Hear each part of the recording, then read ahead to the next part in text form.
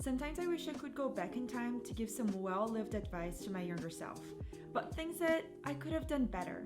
But that's easier said than done, because most of those things I could just realize in retrospect. And since I cannot go back in time to help my younger self to make better decisions, I decided to share some of the advice that I wish I received when I was in high school, in the hopes that it can help you to avoid the mistakes that I made when I was a teenager. And I hope that this video leaves you with practical advice on how to make the most of your time in high school, while also setting yourself for success in a way that your future self will thank you for it. Tip number 1, say yes more often to learn something new. When we're in high school, we're quite eager to promptly say yes to invitations to go out with our friends and to have fun.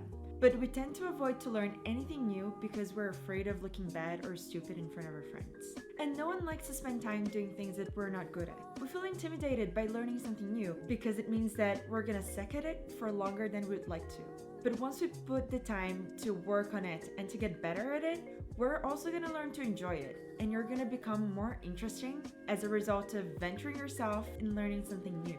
So many times, I reluctantly did things that my mother obliged me to do, like swimming, tennis, and softball, and most of the times, I rebelled against doing it because for me, it just felt like a waste of time. I was bad at it, and I didn't like doing it. But it turns out that those random activities or sports that I engaged in when I was younger are some of the things that I'm most grateful for having done it. And after high school, I was able to do so many cool things because I did things that were outside of my comfort zone, and that allowed me to achieve things that I could have never even dreamed of as a result.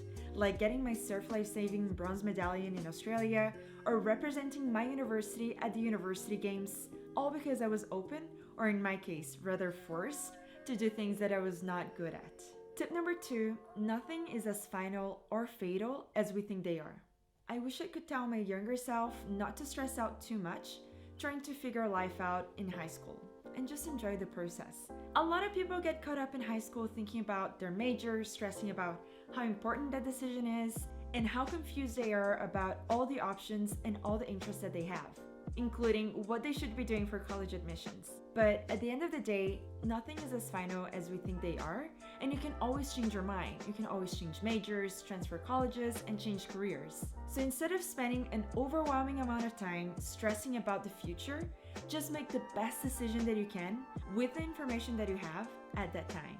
And try to spend your time exploring topics that you're most interested in. This might not be something that you have to stick with over your lifetime, because it could just be a hobby, or it could be something that you end up turning into your career. And if you guessed it wrong, you can always change it later. For me, I always knew that I wanted an international career that would allow me to travel the world. So I thought that international relations would be a good major. But in college, just by accident, when I didn't know how to enroll in classes, a student working part-time on the school administration helped me to enroll and suggested me to take economics classes too. And I don't even remember the name of the person that was helping me at the time.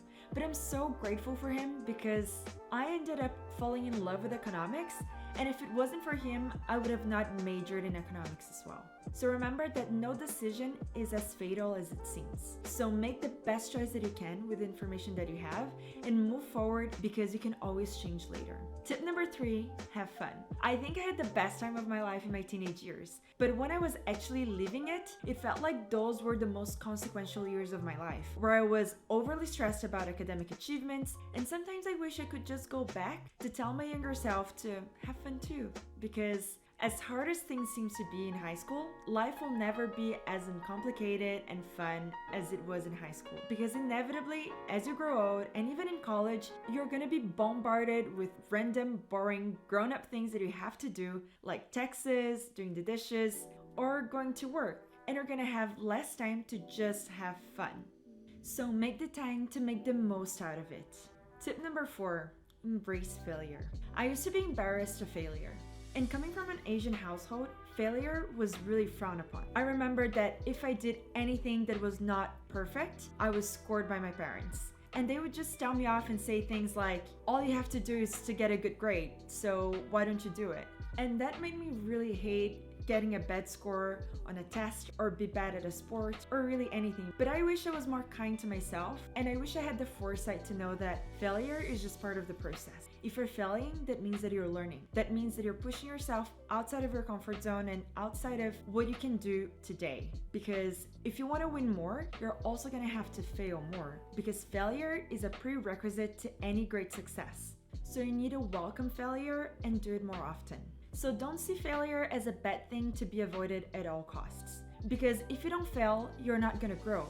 And that means that you'll not be able to learn your way to success. So fail fast and fail often, but always learn from it. Tip number 5, read more. I wish I spent more time reading in high school. I remember that in high school, I absolutely hated to read, because there was already so many mandatory readings about things that I was not interested in that I could just not bring myself to read more in my spare time. But the more you read, the more you learn. And most lessons are better learned earlier rather than later. So spend time to read about things that you're passionate about and learn from others' mistakes before making them yourself.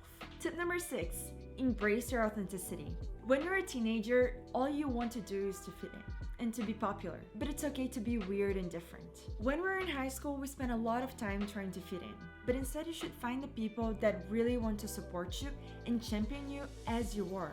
You don't need to spend all your time trying to make everyone else like you, because no one can be universally liked, not even Taylor Swift. So embrace your unique, quirky self, because the right people will love you for it. When you embrace our authenticity and show up as your weird, quirky self, that means that you're confident in who you are, and there's nothing wrong with that. Tip number 7, focus on your intrinsic motivation. It's great to have ambitions and to work hard to get admitted to a top university, but only if gaining admissions to that university will actually make you happy, and not everyone else. Because at the end of the day, it's you who's going to be living through your choice for the next 4 years of your life and beyond, and not your parents. And I understand that a lot of parents want their children to go to the best universities out there.